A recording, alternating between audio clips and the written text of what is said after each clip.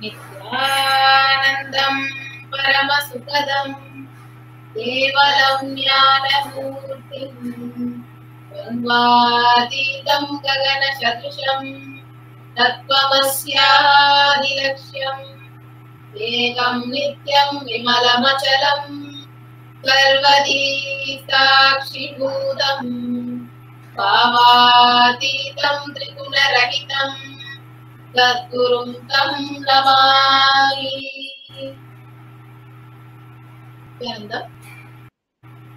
தமிழகம் எங்கும் உள்ள ஆரா தொலைக்காட்சி, தீபம் தொலைக்காட்சி மற்றும் நித்யானந்தா தொலைக்காட்சியை பார்த்துக் கொண்டிருக்கும் நேயர்கள், யூடியூப் மூலமாக, பேஸ்புக் மூலமாக பார்த்துட்டு இருக்கும் நேயர்களே, உங்கள் அனைவரையும் இந்த இனிமையான கல்வதோட நிகழ்ச்சிக்கு அன்புடனும் மரியாதையுடனும் நன்றியுடனும் இணைந்து வரவேற்கிறேன். இந்த நிகழ்ச்சியில இன்று உங்களோடு சென்னையில் இருந்து மாணித்ய ஆத்மபிரியானந்த சுவாமி மற்றும் மாணித்ய பிரேமாத்மானந்த சுவாமி மற்றும் விடுதி பெங்களூராஜனத்திலிருந்து ஸ்ரீநித்ய நடேசானந்த சுவாமி மற்றும் நம்முடைய ராஜபாளையம் ஆதீனத்திலிருந்து மாணித்ய நித்யானந்த சுவாமி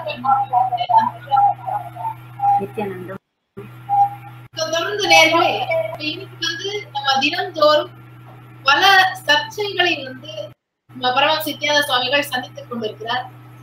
அந்த தருணத்தில் கூட அவருடைய அந்த தீர்க்கத்தையும் சங்கல்ப வைராகியத்தையும் சொல்லலாம், அதையும் கைவிட்டதாக சரித்திரம் இல்லை. என தொடர்ந்து இயங்கிக் கொண்டிருக்க எத்துணை பொய் குற்றச்சாட்டுகள் அவர் மீது போடப்பட்டாலும் தொடர்ந்து அவர் இயங்கிக் கொண்டே இருந்து அவர் வாழ்க்கையில பல பேருக்கு தினந்தோறும் நல்ல விஷயங்களை பார்த்துக் கொண்டே இருக்கிறார். இப்ப தினந்தோறும் நம்ம பார்த்த சில ஆதாரங்கள், எவிடன்சஸ்ல கண்டினியூ அவங்க எப்படி இந்த வீடியோ மார்க் பண்ணி கொடுத்தாங்க, பிளஸ் அவங்க எப்படி அதை சூட்சுமமா கையாண்டாங்க, இது எல்லாத்தையுமே நம்ம தொடர்ந்து பார்த்தோம். இப்போ கல்யாணராமன் அப்படிங்கிற மிக முக்கியமான பங்கு எல்லாம் அவர் செய்து அந்த ஆடியோல நம்ம நெருங்கிய பக்தர் ஒருவரிடம் பகிர்ந்து கொண்டது எல்லாத்தையுமே நம்ம தெரிஞ்சுக்கணும். இப்ப தொடர்ந்து பிரேமாத்மா சுவாமி, இப்போ நீங்க சொல்லுங்க, என்னன்னா நம்ம நிறைய சர்ச்சைகளை பரமஹம்ச நித்யானந்த சுவாமிகள் செஞ்சிருக்காரு, பல அவதூறுகள்.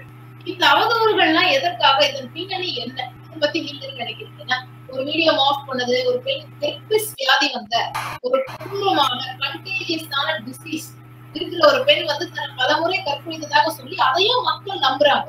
ஹெர்பிஸ் வியாதி வந்தவர் வியாதி வந்ததுன்னா கண்டிப்பா பிழைக்க யாரோடெல்லாம் உறவு வச்சிருக்காங்களோ அவங்களுக்கு அந்த வியாதி வராம போக வாய்ப்பே இல்லை.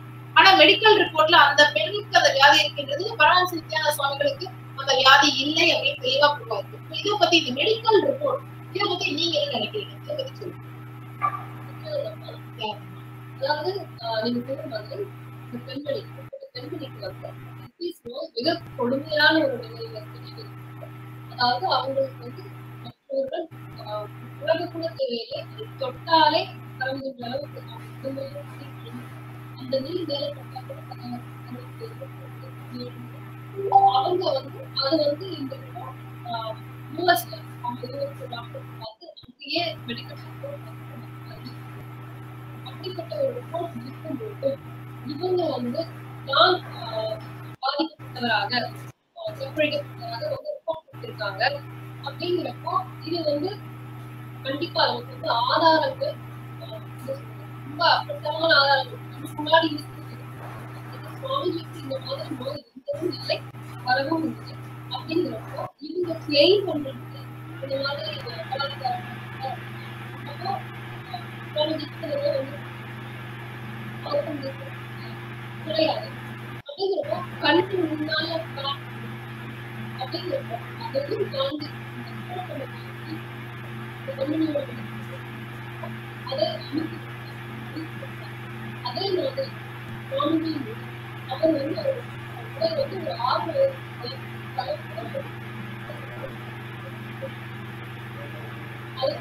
6 அவசியம் பண்ணணும் அப்படின்னு ஆர்டர் வாங்கி அதையும்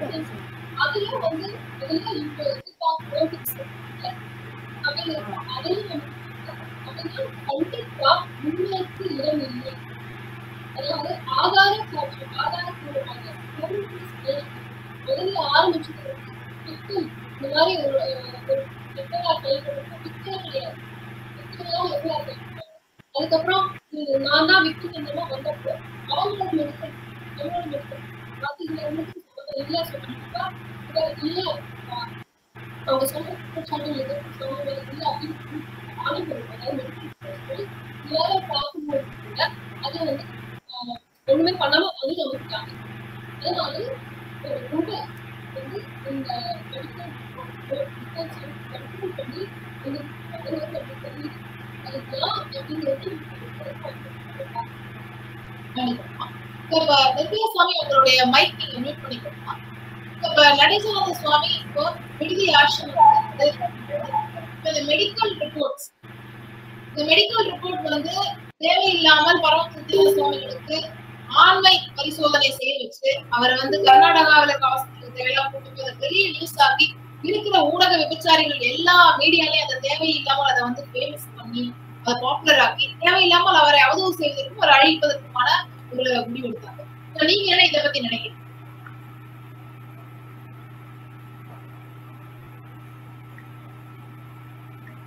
நடேச சாமி உங்க மைக் ஆன் பண்ணிக்கோங்க.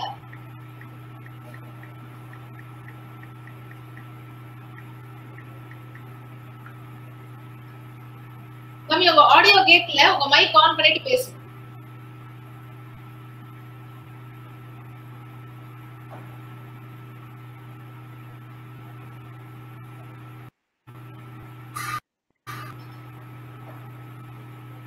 சாமி உங்க ஆடியோல ப்ராப்ளம் இருக்கு. இப்ப நிர்பயா சாமி இப்போ நீங்க சொல்லுங்க, அதாவது இப்ப இந்த மெடிக்கல் ரிப்போர்ட் இந்த ஆண்மை பரிசோதனை என்ன தேவையில்லாமல்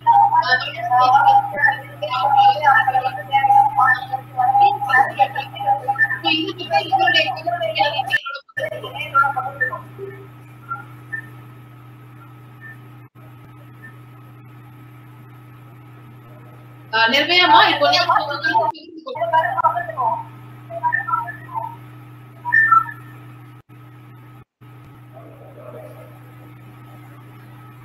சொல்லுங்கம்மா, தொடர்ந்து சொல்லுங்க. நித்யானந்தம்.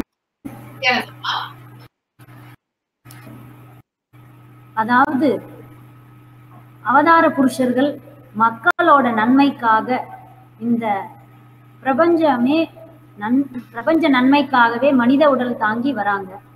ஆனா இங்க இருக்கிற மனித மக்கள் தேவையில்லாம அவர் சாமி மேல பரமஹம்ச நித்யானந்தர் மேல அவதூறு பழி சுமத்தி அவரை ஒரு சாதாரண மனிதன் போல ட்ரீட் பண்ணி இந்த மாதிரி செஞ்சது எங்களால ஏற்றுக்கொள்ள முடியாத ஒரு விஷயம். இப்ப என்ன சொல்றது, ஒரு பிரபஞ்ச இழுக்கு நான் இதை சொல்லறேன். கண்டிப்பாமா பிரபஞ்ச இழுக்கு அப்படின்னு நீங்க சொன்னீங்க. அதாவது இப்ப ஒரு சாதாரண ஒரு மனிதருக்கு வந்து இந்த மாதிரி ஒரு பெண் வந்து இவர் என்ன பலமுறை வந்து என்ன பலாத்காரம் பண்ணாருன்னு சொல்லி, ஆனா அந்த பெண்ணுக்கு கொடிய வியாதிகள் இருக்கு, அது இவருக்கு இருக்க வாய்ப்பு இருக்குன்னு தெரிஞ்சு அந்த நபருக்கு அந்த வியாதியே இல்லாம இருந்ததுன்னா நிச்சயமா வந்து இது உலகம் முழுக்க தண்டோர் அடைச்சு சொல்லியிருப்பாங்க. இது ஒரு கிறிஸ்துவருக்கோ முஸ்லிம்கோ நடந்ததுதான் கண்டிப்பா சொல்லியிருப்பாங்க. ஆனா ஏன் இந்து குருக்களை தொடர்ந்து இந்த மாதிரி தாக்குகிறார்கள், இந்த மாதிரி சர்ச்சைகளை தாக்குகிறார்கள் அப்படிங்கிறது வந்து ஒரு கொடுமையான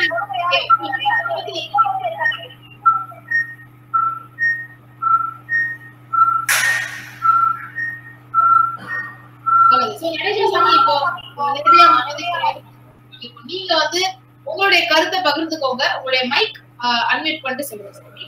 இப்போ இந்த மாதிரி மெடிக்கல் ரிப்போர்ட்டை தேவையில்லாமல் பரமஹம்ச நித்யானந்த சுவாமிகள் மீது வந்து புகுத்தி அவர் வந்து டெஸ்டுக்கு வர வச்சு அந்த பெண் வந்து தேவையில்லாத சர்ச்சைகளை கேட்டிருக்காங்க. ஆனா அந்த சர்ச்சைகள் வந்து முழுக்க கல்யாணராமன் அப்படிங்கிற பின்னணியில் அவருடைய பின்னணி நடந்தது அப்படிங்கிறது தெரியும்.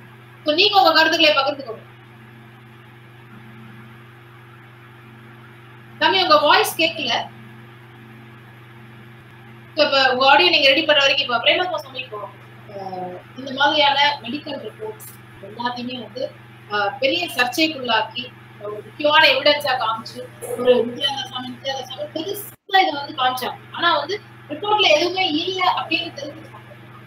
எல்லாருமே வந்து அதை பத்தி பேசவே இல்லை. என்ன ரிப்போர்ட் வந்ததுன்னு கூட யாருக்கும் வந்து கவலை இல்லை. ரிப்போர்ட்ல எதுவுமே இல்லை அப்படின்னு தெரிஞ்சு இந்த ஊடக விபச்சாரிகள் வந்து பணத்திற்காகவே நித்யானந்த சுவாமியை வச்சு பணம் பண்ணலாம் அப்படிங்கிறதுக்காகவே இதை வந்து தொடர்ந்து செஞ்சு கொண்டிருக்கிறது வந்து ரொம்ப ரொம்ப ஒரு கொடுமையான விஷயம். நீங்க என்ன நினைக்கிறீங்க? அதாவது இப்போ ஒருத்தர் வந்து கெட்டவர் அப்படின்னு சொல்றதுதான் எங்களுக்கு வந்து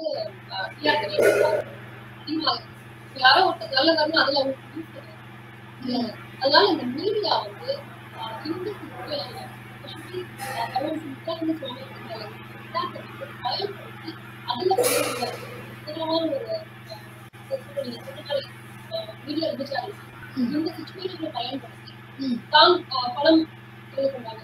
எங்க நித்யானந்த சுவாமி மேல தவறான நியூஸ் கொடுத்து அப்ப பார்த்தீங்கன்னா அது மூலமாக அவங்களுடைய டிஆர்பிக்கோ இல்ல அவங்க அது மூலமாக தன்னுடைய நியூஸ் பேப்பர் இதெல்லாம் அதிகமா வச்சு சுவாமிஜி மேல தவறான செயல்களை நியூஸ்ல மட்டும் கொண்டே இருந்தாங்க. ஏதோ ஒரு எவிடன்ஸ் இந்த மாதிரி ஒரு எவிடன்ஸ் கிளியரா ப்ரூவ் பண்றது சுவாமிஜி இன்னசென்ட் அப்படிங்கிறப்போ அதை பத்தி ஏன்னா அந்த நியூஸ் வந்து வந்துருக்காங்க. ஏன்னா அதனால அவங்களோட சேல்ஸ் வந்து இன்க்ரீஸ் ஆகுது. அவங்க வந்து இந்த சிச்சுவேஷனை அப்யூஸ் பண்ணி அதாவது நம்ம வந்து ஒரு நிறைய மீடியாஸ் நம்ம நியூஸ் எடுத்துட்டு போயிட்டு நம்ம கேட்டுக்கோம் நியூஸ் போடுங்க ரொம்ப என்னன்னு தெரியவே கிடைக்கவே கிடையாது. அதுக்கப்புறம் தான் நம்ம வந்து நம்மளுடைய வெப்சைட்ல நடந்தது என்ன உண்மை என்ன சுவாமிஜி நிரம்பலாது இதுக்கு பின்னாடி நடந்த கான்ஸ்பிரசி அப்படிங்கிற இன்ஃபர்மேஷன் வந்து நம்மளே நமக்கே தெரியும். இது வந்து இந்து உரிமை அழைக்கிறோம் அப்படிங்கிற நோக்கம் இருக்காது. அதாவது சுவாமிஜிக்கு மட்டும் நல்ல பல குருமார்களை வந்து அழைத்திருக்காரு. அதாவது அதுல வந்து சக்சஸ்ஃபுல்லா வந்து நிறைய வந்து இந்த பப்ளிக் சர்வீஸ் இந்து மதத்தை வளர்க்கின்ற தேவையில இருந்து அகற்றிருக்காரு. அது வந்து சுவாமிஜியிடம் கிடைக்கவில்லை. அவர் வந்து இன்னும் ஸ்ட்ராங் ஆகி இன்னும் உலக மக்களுக்கு அதிகமாக தான் வந்து சேவை செய்கிறார். இன்னும் பல கோடி மக்களுக்கு இன்னும் அதிகமாக அளிக்க முடியும். அவங்களோட எண்ணம் என்ன அப்படின்னா இவரும் மத்த மாதிரி ஒரு குறிக்கோள் இருக்கு இவரையும் அகற்றிடலாம் அப்படிங்கிற எண்ணத்தோட பல குற்றச்சாட்டு சுவாமிஜி மேல நடந்த அட்டாக் வந்து ஒரு சின்ன அட்டாக்கே கிடையாது. இன்டர்நேஷனல் லெவல்ல பல சேனல்ஸ்ல பேஸ்புக்ல அந்த மீடியால எவ்வளவு முடியுமோ எவ்வளவு மேக்சிமம் பணத்தை செலவு பண்ணி இந்த சுவாமிஜி மேல ஒரு அட்டாக் பண்ணிருக்காங்க. என்ன பண்ணினாலும் கடைசியில சுவாமிஜியோட அதாவது அந்த அத்தன்டிக் உண்மையோட ஆதார பட்ச அவரை வந்து அவங்களால ஒண்ணும் பண்ண முடியல. பட் இன்னமும் அவங்க வந்து ஊடகங்கள் அவங்களை வந்து சுவாமி மேல மேலும் மேலும் தொடர்ந்து பார்க்கலாம். பிரச்சனை இடைவேளை மீண்டும்